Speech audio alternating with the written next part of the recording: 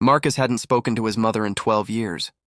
Not since the night he walked out, slamming the door on everything, her judgment, her disappointment, the suffocating weight of expectations he could never meet. Now, sitting on the damp grass beside his younger brother Tyler, he could feel her presence behind him like a question mark. Her hand rested gently on Tyler's shoulder.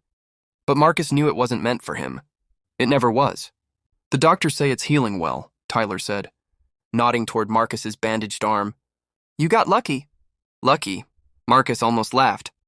The accident had totaled his bike, nearly cost him his job, and left him with medical bills he couldn't afford.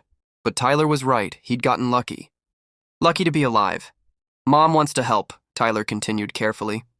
With the hospital costs. She's been asking about you every day since she heard. Marcus clenched his jaw. Pride was a funny thing.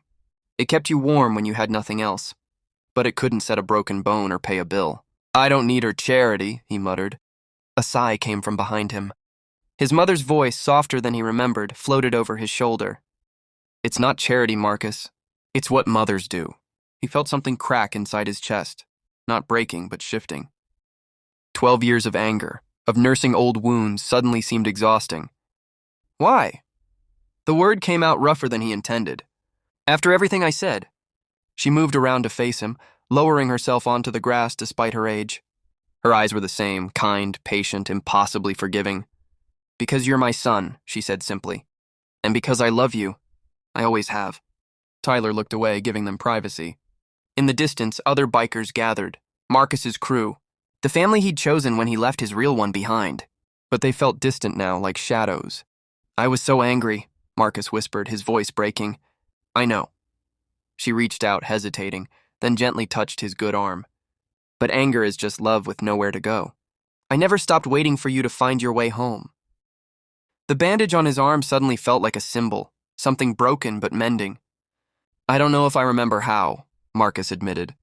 His mother smiled. You never stopped being my son. Not for a single day.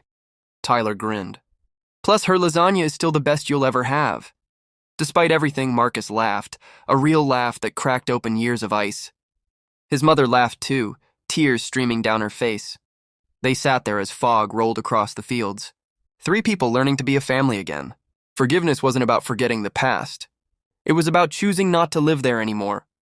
The weight Marcus had carried for 12 years didn't disappear that morning. But holding his mother's hand, he finally understood he didn't have to carry it alone.